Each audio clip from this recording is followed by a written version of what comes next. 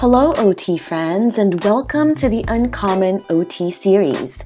I'm Patricia Modis, and I'm your host, a Filipino-American, native New Yorker, currently based in Los Angeles, bulldog mama, and an uncommon occupational therapist myself for the past 22 years. On this podcast, you will hear me proudly feature the unique careers of occupational therapy practitioners working in non-traditional and role-emerging practice areas, settings where OT is uncommon. I invite you to receive a dose of OT inspiration, to learn, to think outside of the box, and to be energized and motivated to follow in these unconventional paths. Happy listening!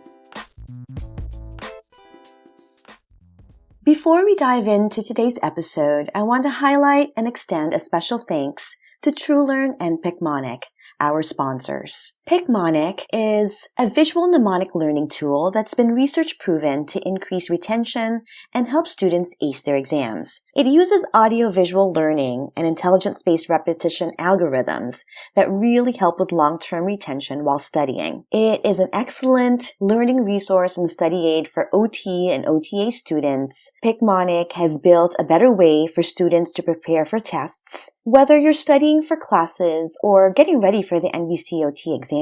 Try it for yourself and sign up today using the link in the show notes and using the code TRANSITIONSOT to score a discount of 20% off of your Picmonic membership. Happy studying!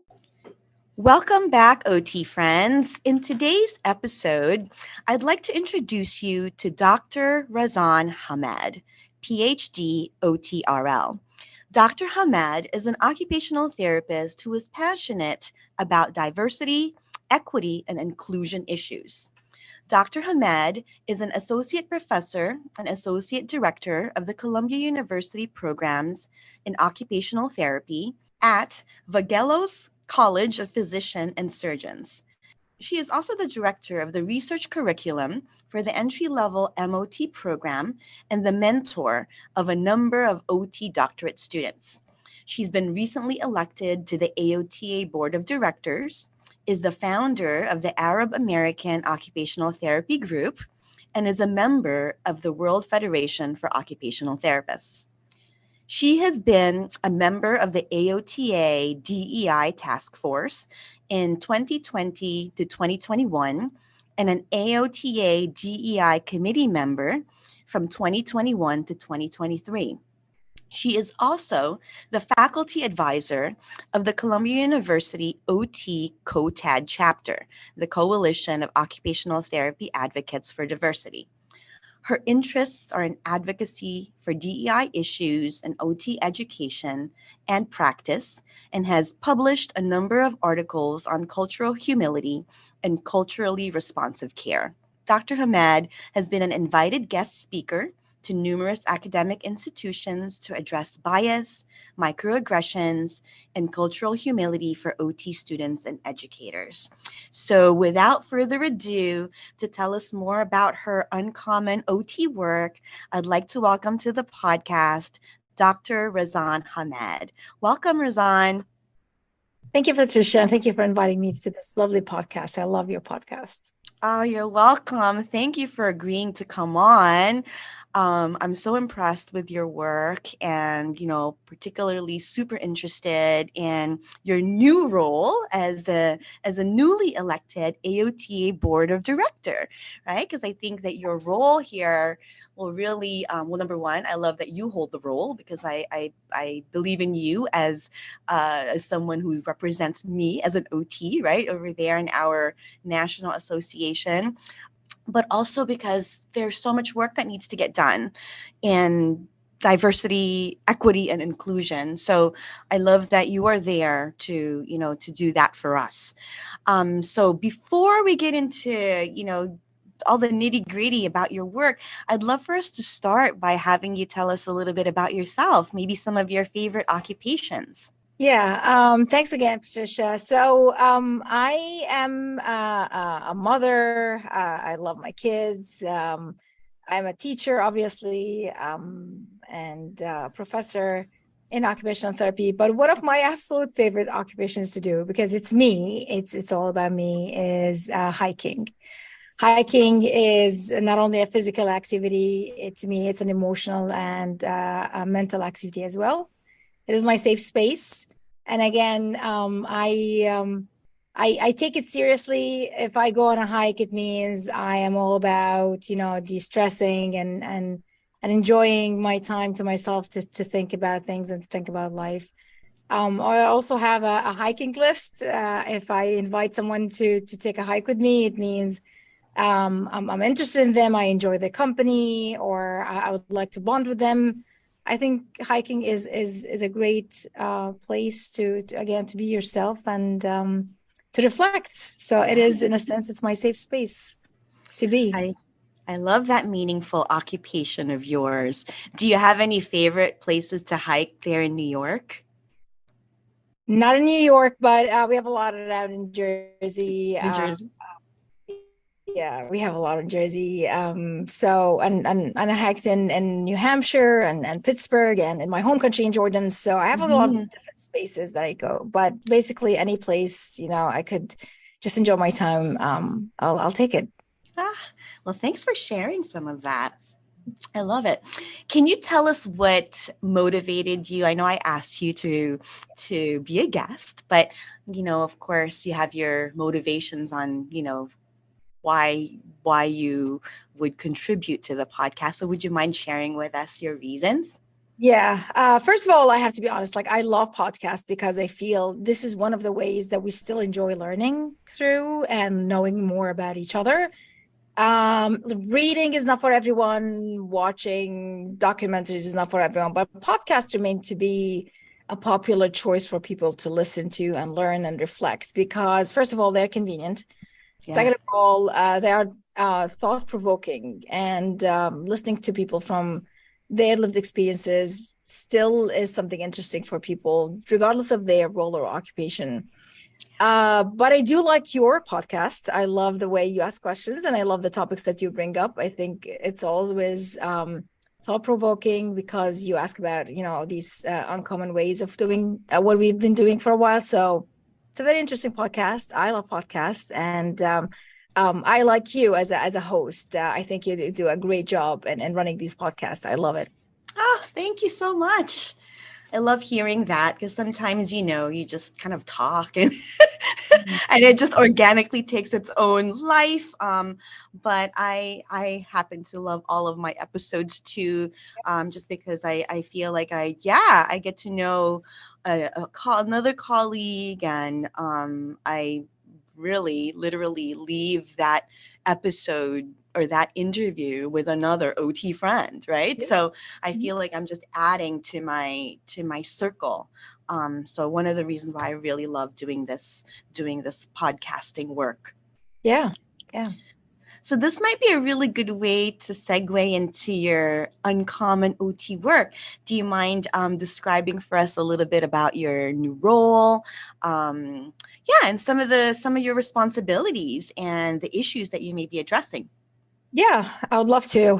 So in my role, you mentioned as a board director, I really ran because I am very passionate about representation, about diversity, equity, inclusion, and because no matter how much we do, we're still not doing enough because the issues remain.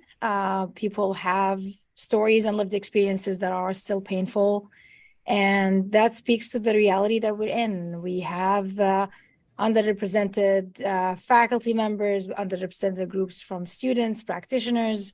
So we still have a lot of work to do. I see myself underrepresented. I saw myself underrepresented as a student, as a PhD, as a junior faculty, as a mid-career faculty. I still see myself underrepresented. And I can speak to so many people who look like me and you, Patricia, about the reality. And it matters. Representation matters. When you see yourself in different places, not only you know that your needs are recognized and your identity is recognized, but you also feel that you matter and your lived experience matters. So, I have so many stories from my lived experience, and I can say it did change the outcomes of things. Had I been in the same environment, feeling represented and feeling that I belonged and I was welcome, the outcomes would probably be different. My feelings about myself, my experience, my journey as a practitioner would have been different. So I believe that somebody has to do it. Yes. I'm glad I decided to run and I was there. My role, I guess, knowing the lived experiences that I go through and others, I can add to the narrative when we talk and when we discuss these things in meetings of the board. So that's what I'm hoping to do, is to add to the narrative and to shed light on my experience. So that's my role as a board director, which again ties back to my passion about all things DEI, or diversity, equity, and inclusion. And that led me to really making a change as an educator about how we teach things DEI. Yeah. And we can talk we're very good as educators and practitioners talking about what should be done in OT practice. We can talk for hours to students about empathy, about ethical clinical practice. We can talk forever about being client-centered and holistic. But is it really landing when it comes to student learning and applying that? We tell them that as a professional, you have to be empathetic, you have to be client-centered, you have to put your biases on the side. You really have to reflect and check yourself for bias. But how are we measuring that this is actually happening with the students? And talking about bias and diversity is easy. Anyone can talk about it. But how do we actually make sure that it's happening? So that's what led me to what I am in right now. I applied for funding from Columbia University to invest in a software and the equipment to use virtual reality in teaching the students all about bias in a professional and clinical setting. Gosh, I love it. And it is so much fun. It is so interesting to watch students learn, because this is the first hands-on way of talking about something that is intangible. You can't touch bias. You can't see bias. Yes. Again, we can talk about it. You feel it. You definitely see and feel the consequences of bias. If you experience bias. If you don't experience bias, then it's not going to be the same experience. Yeah. So I got the funding, and we purchased virtual reality headsets for all the students, and we got the software, which is called Equal Reality. Okay. And this software shows the students interactions between two or more people in the clinical settings. So like, a group of nurses, a group of therapists, a physician, and a patient, and the students witness the bias and the discrimination. And the software would prompt the student to pick an action in response to that bias. And then this is where the students think about, what action am I going to take? If this is a real life, which action will I take? And the actions, they range between saying nothing to stepping up to the person being discriminated against and saying something, or taking an action. Got it. So students pick one of these actions, and then they reflect, would you actually take that action in real life? And if so, why or why not? And that gives the students a space without judgment. It's a safe space for them. Think about it, reflect, judge, and then ask yourself, why would you or wouldn't you take the same action in real life? Yeah. So that opens a lot of introspection and reflection on bias. A lot of students would share how much they enjoyed checking themselves for biases, saying that if this was real life, I wouldn't take an action because of XYZ. Maybe it's like I feel empowered in the virtual reality setting, but it's so much harder in real life. Yeah. So again, where is that gap happening? And virtual reality gives the student, again, that safe space that you don't have to answer me as a professor. You don't have to tell me. It's for you, because when you're in the clinic, you're going to be going through these instances and these interactions on your own. I'm not going to be there. Absolutely. So we've seen great results. They're loving learning it. And again, they feel that it's interactive. that they can interact with. Yes. Oh, congratulations, number one, on getting the funding, right? I'm sure that took a lot of work and a lot of convincing the right, the right, people Yeah. of power, right? But I just think it's a great, a lot of my experience with students is really in the field work, in the fieldwork setting. And I love that students can really kind of practice this at Mhm. school, right? Before coming into field work, Right. because that's when these interactions are probably going to be taking place for the first time for these individuals or for these students. So how, oh, I have a few questions, I guess, in terms of as far as the software, right? Because you Yeah. talked about the software called Equal Reality. So did this software already exist, or is this something that you kind of helped create? And who determines the scenarios that do you get to pick and choose? The software is by a company based in Australia, and they come up with these scenarios. And some of these scenarios are based in corporate settings, and some are in clinical settings. So part of the funding is that you need to find the right software that meets the outcomes and objectives of your course. Mm-hmm. And I teach the course called DEI and professional skills. So I had to shop for this. I found the software, and this is the main scenario that they have is called the Mayo Clinic. Mm-hmm. They have different interactions between nurses, therapists, patients in Mayo Clinic, and then and you get to pick and choose what room the student goes to: patient room, Yes. break room. So it's fascinating. But there are other scenarios as well. I don't help create that because they have a curriculum team that Mm-hmm. you work with, and unfortunately, customizing a case study for yourself takes a lot of money. It does. And So also a lot of time, right? absolutely. Yeah. And money walks and talks when it comes to these things. So, which tells us that we need to find more funding to do that because Yes. it's worth it. So I just love the whole concept and the whole idea. So how did you bridge virtual reality into your teaching approach? You wanted to really make sure you covered DEI concepts and made sure that you were making that kind of change in OT education. But what made you select virtual reality as your main way of doing that? That's a great question. I think if we ignore the fact that the new students are different in the way they learn than the way that we learn, let's say Yeah. 20 years ago, we will be missing out a lot, and will miss the mark because the generation that's coming up learn differently. They're more hands-on, they're more visual oriented. Yes. They're very well informed as well. Yes. They have all the resources to find answers. There's, as you said, there's podcasts now. There are books, documentaries. There are so many different platforms to find information. So Yes. the idea of just lecturing and telling them what they should think, it doesn't work anymore. No.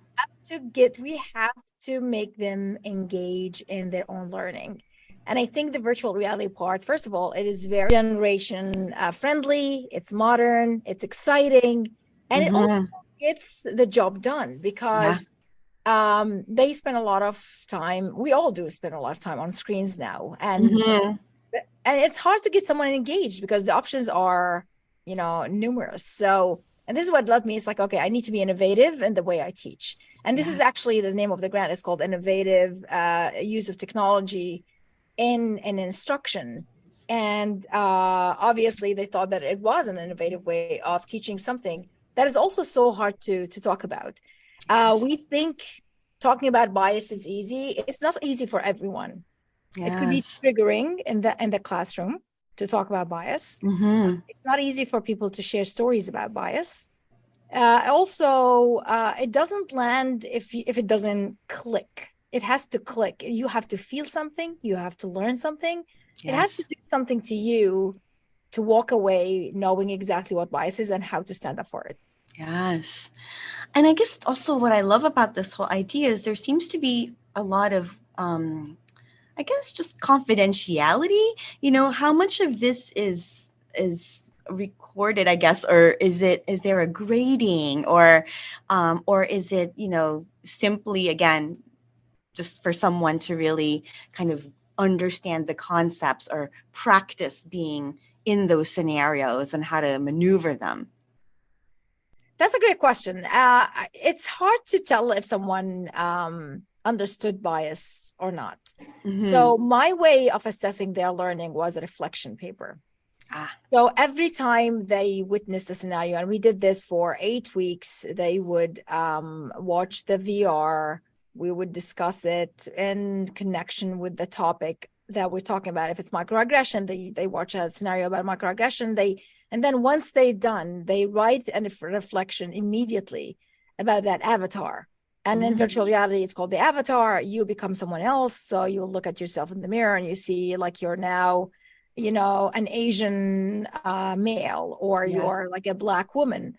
And you would walk through the scenario in their shoes.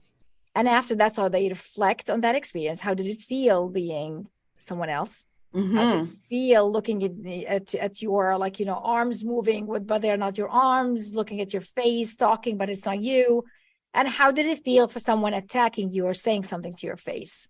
Mm-hmm. So that reflection, there's no right or wrong. The way you reflect is your way of checking your biases and learning more about that. Mm-hmm. Confidentiality, which is a great question. They go through the experience and no one knows what they checked as an option. So if they said, "Oh, I'll just walk away," I don't know that they checked that. But again, it's up to them to reflect, why did you choose that course of action? And if you would use it in real life, and why or why not? Yeah. So yes, confidentiality is maintained in terms of they can pick and choose whatever they want. And that reflection, it's not anonymous because they have to submit assignments, but again, like they could write whatever they want. And the biggest piece of the reflection is what they take with them out of the classroom. It remains with them. Whatever stays with them, that is the real learning piece, I guess. And they can, frame it the way they want. So it's up to them. I mean, I just absolutely love the approach, and was also curious about, what, if you can think of any specific OT skills that you tend to kind of utilize the most when you're in this role, trying to facilitate this kind of learning. OT. So I think empathy and observation skills when it comes to noticing facial expressions and the software is good in making the right responses to things. So if someone says something egregious to somebody and the avatar shows that they are shocked, your skills have to be, did you notice the change of behavior? If they, their ability to identify, this is a problem, this is not how you communicate with a client. This also comes in. So I would tell them, like, would you respond to this client this way in real life? Yes. This shouldn't be the case. One of my favorite cases is when an elderly woman from an Asian descent sits in a room and her daughter speaks to the nurse. And you're the avatar, you're the elderly woman. So you sit there and you have hearing problems. And it shows that you are being talked about while present in the room, because the nurse assumed that because you are from an Asian descent, you don't understand English. Yes. Especially with hearing problems. And that stings when you are in that after. That's my favorite, because you could see people are talking about you and pointing to you. You're in the room. You could speak English. You could respond to the questions, but the nurse chose to speak to your daughter for assumptions. And this is exactly what bias is, and assumptions. You ignore an entire person that you should be working, with them just because of your biases. Yes. So yeah. And in that scenario, for example, you have to employ all the clinical skills of empathy, of being client-centered, body language, positive regards, all of the things that we teach in class. Therapeutic use of self, right? Exactly. I'm even also thinking, your skills as an OT, as a sort of feedback provider, right? Because Mhm. this is not easy stuff to say to someone, like, Right. you're kind of demonstrating some biases in this area, right? Or Right. check yourself, right? So can Absolutely. you can you think of any situations where you may have had a challenge in, giving that feedback, or maybe not a challenge, or you felt successful in being able to give feedback to someone and saw results Um, Nothing. without naming any names? That is the hardest part. Um, so I'll give you an example. One of the times that I was working with another OT who spoke too fast, and she assumed that people would understand what she's saying to a client who had stroke. And the woman, she seems to be like, the kind of like, people pleaser. So she would, go with the flow, and she had no idea what the therapist was saying. She just kept nodding. Yeah. And she happened to be from the Philippines. And she was such a kind personality. And the therapist was like, just going about, and it's like, do this, do that. And with no regard to accent, with no regard to which could be hard for some people to understand the American accent. Mm-hmm. So with no regards, like, am I clear? Do you understand? No checking for facial expressions. She just saw the lady nodding her head, and she just, and I said, it's like, maybe we should make sure, like, she's getting them. If she's any questions, and that made her to pause, like, yeah, right. Do you have any questions? And this is when the lady nodded again and said nothing, with no questions, which was the cue to the therapist. Like, obviously she didn't get everything I'm saying because of, the speed that she was talking. And that was like, and this is when I clicked, like, oh, maybe we should do this again. And I think, we didn't check in after the fact that, like, next time check for people who understand what you're saying. But I think, and I was at a point where I felt, I'm glad I stood up, and I'm glad I said something, because, don't assume that everyone knows what they should be doing. And this is the biggest challenge. It's hard to give feedback to people. It is. And it's also hard to ask questions, right? Particularly if you're just learning how to ask questions. I think as OTs, and, I often say to students that, the answers that you get are going to be highly dependent on how you ask the question, right? So you have to be really in tune with what you're asking and how you're asking that, because they might respond with a nod, but they really mean no, right? Yeah, Or exactly. so Exactly.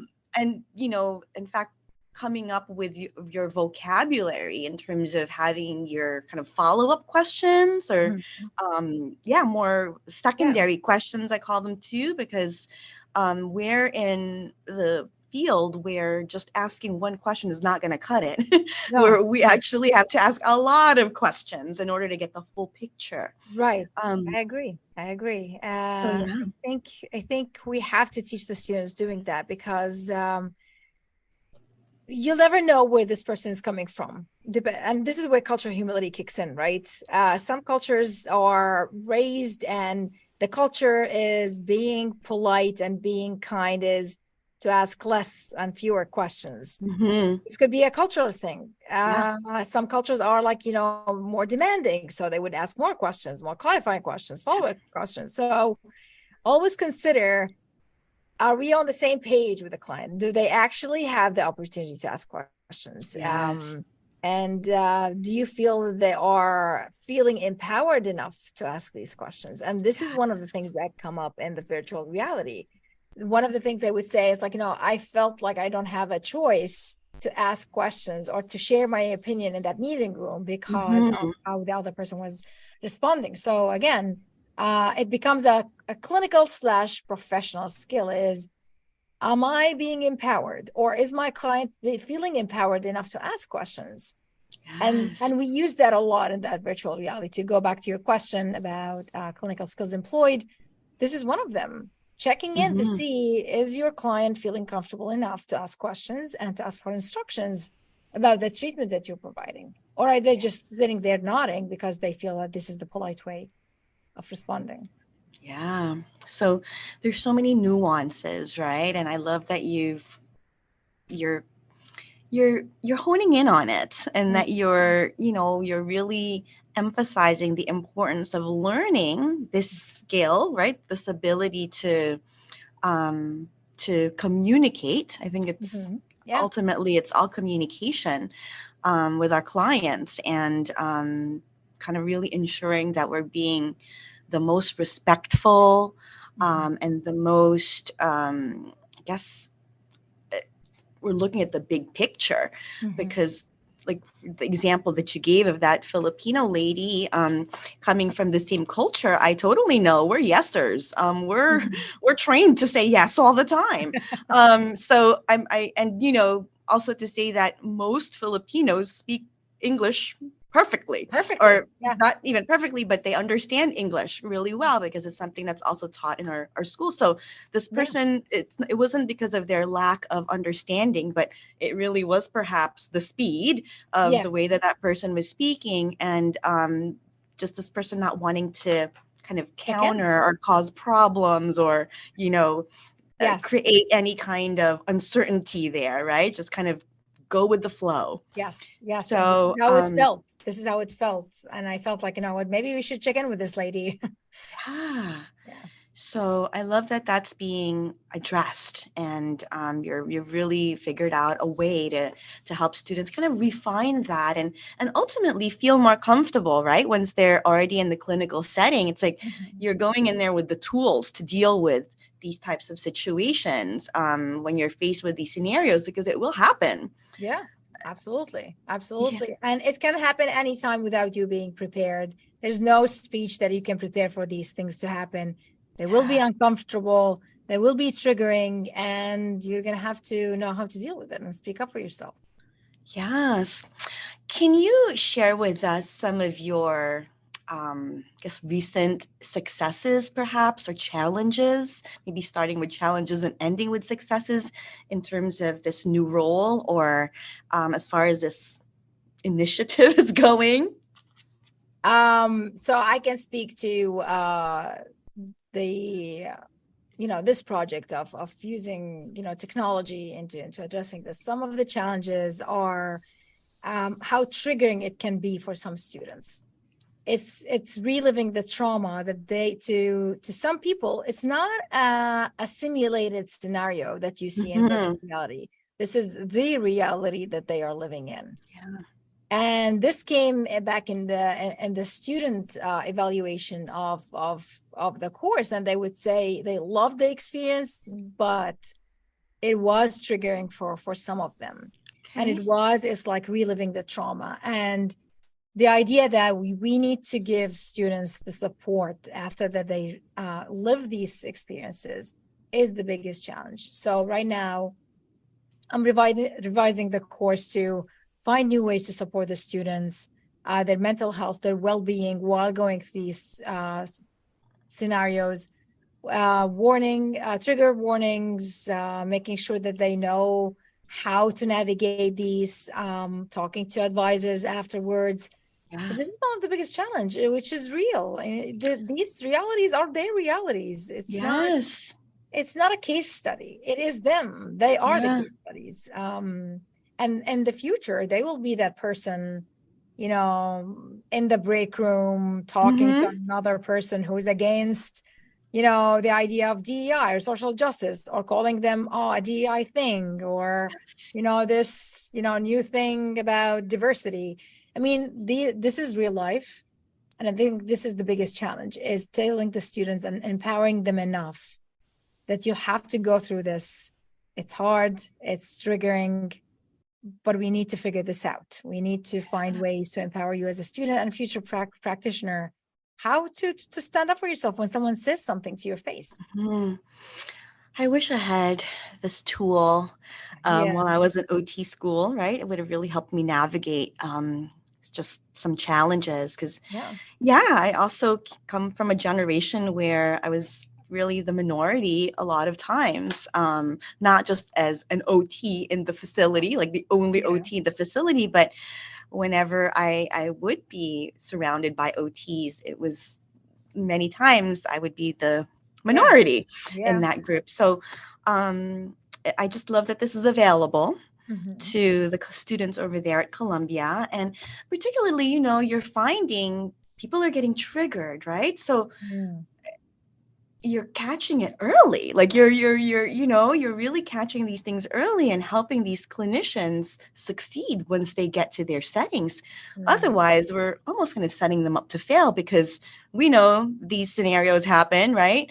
I was in a break room just not so very long ago, and I overheard something that was not directed towards me, but I felt like, oh, all right, well, and I took no action. I, just sat with it and digested it, and I get it. That happens. Yeah. And I think that is the beauty of this is like when you see the scenario, you'll write the reflection, but then you'll go home and you will remember the scenario, and that will give you more time now to practice and think like, if this was really a real life, what would I do? And it sits with you and it simmers and it gives you more time to think about that real action. So it actually works. It works in prepping the students, as you said, to standing up. Because, a lot of times we would walk away and then we'll beat ourselves up. It's like, I wish I said that. I wish I stood up, or like, I wish I, told her this or that. So hopefully this will be a tool where students feel comfortable and safe to reflect and think about this. Well, you're giving them a great space for that. And I just, I love it. It made me think a little bit too of some of my favorite readings. I've been reading some of Brené Brown just for, leadership stuff. And she always says something enlightening that, I feel I can always add to my practice, right? So she talks a lot about shame and guilt as sort of like being the opposing feeling of empathy, right? And I know you talked about empathy a lot and how that's something that we can actually train ourselves in, kind of improving, right? But then the opposites of that are the shame and guilt. So when it comes to these scenarios, and again, the inaction, right? I used my example earlier of not saying anything. I mean, I had a tremendous amount of guilt about that, leaving. But I learned through Brené Brown that guilt tends to be more of the feeling that leads us to make a change versus shame that kind of keeps us hiding, right? Which then we don't make change because of that. So I hope that, your offering to the students are really leading them to make the changes that they need to make, right? Because you're encouraging them to talk about it. You're encouraging them to not hide, right? Not to not take action like I did, but rather really work it through, really think about it. But, how would you address this? So again, I love that opportunity is available. Yeah. Thank you for that. And I agree with you. I think shame does nothing. You can feel bad about something. You can feel ashamed about something, but that gets you nowhere and doesn't help anyone else. No. Guilt, I agree with you, could lead to actions and change. And I'm seeing it. I'm seeing it how students interact. I'm seeing it in student discussions. It's lovely. So yeah, I love it too. Oh, great. I'm going to switch gears a little bit and go back to one of my earlier questions, which really had to do with, setting up, or I guess gaining funding for this, right? And the question is going to be surrounding salary, compensation, or funding, or any of that you can share about this project or this offering. Yeah, it's a great question. So it depends on the institution that you're in, but I can say this was an educational research funding. And those in the world of grant funding, they know educational research is a little bit more attainable than research funding. So this is where the good news is. Every institution have some pockets for educational and instructional research, especially when it comes to innovative technology, because we know that this is the path forward in instructional technology. We know that instructors have to start using these tools into their instruction. Yeah. So it's very promising right now to seek these educational grants or educational funding, especially when we talk about addressing social issues such as social injustice and diversity, equity, and inclusion. And if you link it, this is why it works, and this is why it worked for me, because I linked it to, we have a professional problem. This is not something that starts and dies in the classroom. This is actually a gateway to diversifying the workforce that we are having. We have a big problem in the OT workforce. I don't think this is a secret. Everyone knows that we need to diversify. And if you want to diversify a place, you need to make it welcoming and warm enough for everyone to feel that they belong. Yes. One way of doing that is, educating the current and future students into bias-free spaces in the workplace. So if you link that, if you make a trajectory of how this funding can help, you will get the funding. Yeah. Because it can be an isolated success that you can use to build for your, portfolio. It has to be bigger than that. And this is how I feel like with the value of this project. It's not just something that I use as a personal achievement, because it is a personal achievement, but that's not what I enjoy about this. What I enjoy about this is it really stays with the students. And hopefully down the line, if anyone learns something out of this, they will take it. And as you said, it will lead to action in the workplace. So my advice to junior faculty, mid-career faculty, is to seek and find these educational grant pockets in the institution. There's always something. And it doesn't have to be millions of dollars. A few thousands of funding can take you a long way. Also collaborate with other people who are doing this, and you don't have to reinvent the wheel. Yes. If you are interested, reach out to people who've done it. You're welcome to reach out to me to brainstorm ways and explore places. I've already done tons of research on software, so it's like I have this information sitting there, so I'll be happy to collaborate with people. So I guess this is the biggest part. It's like find the money. Money is important, but it's people can't easily give the money if they see the value of it. Yeah. Well, thanks for that great tip. I mean, I'm sure there are educators out there listening whose eyes just probably lit up right now, just, like, oh, okay. So linking it to, social issues, right? Yes. And just like we OTs do naturally, identifying a need, right? And then coming up with a really realistic way of addressing that need, which you did. Yeah, thankfully. Amazing. Can you share with us any misconceptions or myths about your current role, if any? Yeah. Which one? Whichever. Which one? Well, the misconception is that that it's easy to teach these things. It's always hard. It's hard to talk about these things. It's hard to talk about bias because it is the lived reality, not the virtual one, for a lot of people, including faculty members, including myself. Not particularly where I am right now, but I mean, it's not easy to teach these things. I've been teaching since 2008, so it's been a long time. I've been doing a lot of teaching, but it's always hard to see new people, same stories, when it comes to their feelings of being, an imposter, someone who doesn't belong. So it's not easy doing this. Yeah. It's not easy being a new therapist to begin with, right? And then to have to deal with all of these other biases in the workplace too. And, not necessarily even just from coworkers, but from clients all the time. And, I think that's where it becomes a little bit tricky. Are there scenarios centered around those? There is a great scenario about a patient who asks a nurse who identifies with a marginalized race, and he says, "Who are you? Why are you treating me? I don't want you in this room." And then it happens to be another nurse who stood up for that colleague.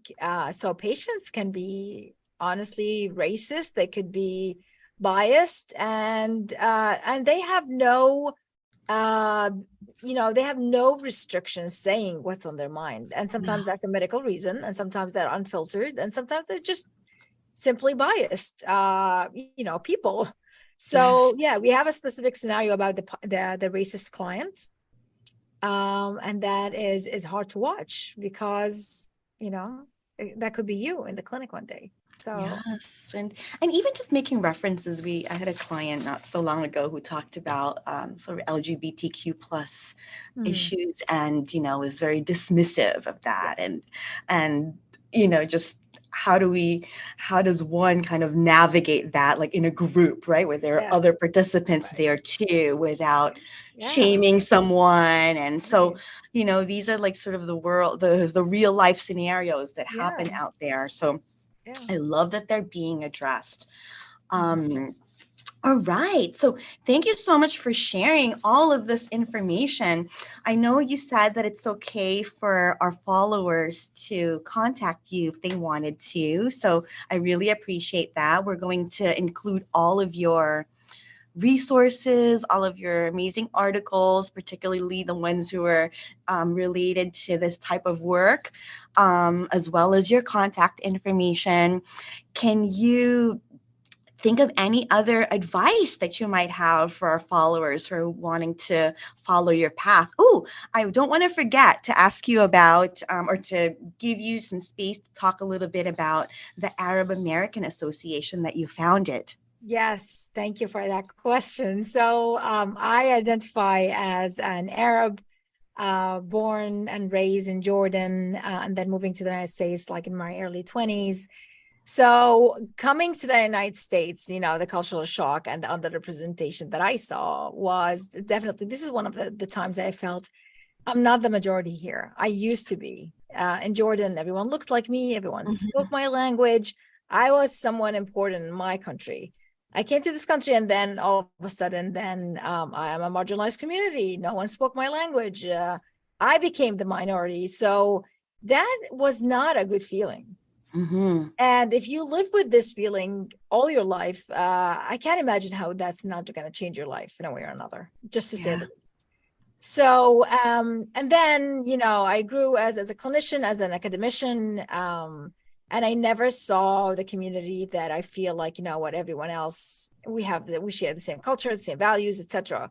So I recently said, it's like, enough is enough. We need to find our space that we can talk about our issues. We always talk about issues of other people.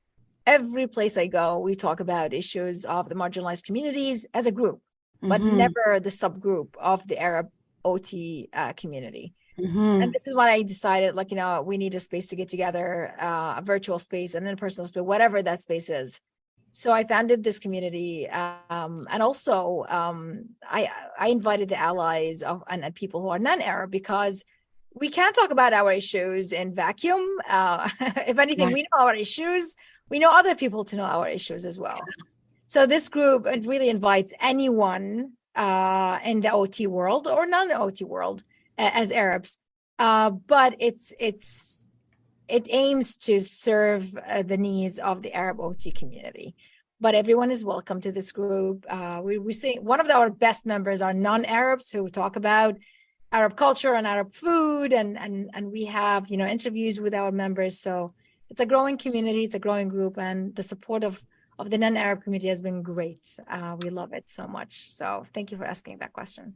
Oh, so again, I applaud you and commend you for founding this group. It's much needed, and just the community that you're building and creating, and the support that then lends all of these clinicians, right?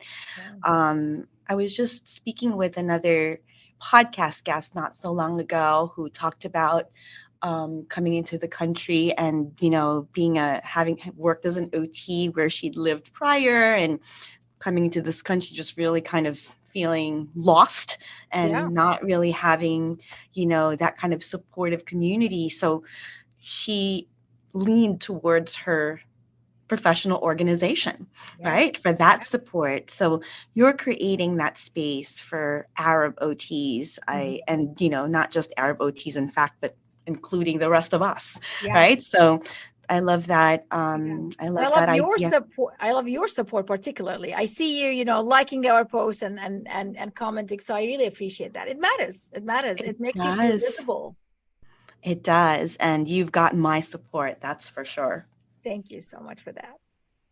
Oh, so Dr. Hamed, thank you so very much for spending the time with us to talk about your journey, to talk about your uncommon OT work, to talk about your very important work in OT education and through our association. So thank you so very much for that. Yeah, and thank you for giving me the platform, and with that, all the Arab OT community, because we share this platform. So I appreciate you giving us the chance to talk about myself and talk about my work. This is how we move things forward, and so you are part of the change already just by bringing and inviting us to these spaces. So I thank you too. Oh, you're welcome. Let's do this. Yeah.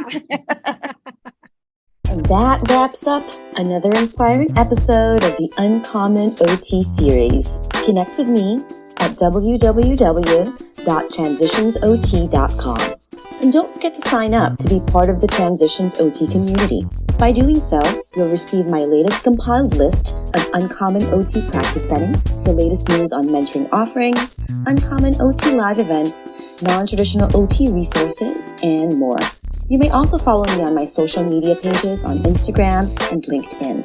And if you love this episode, head on over to Spotify, Stitcher, Apple, and Google Podcasts to follow, rate, and leave a review.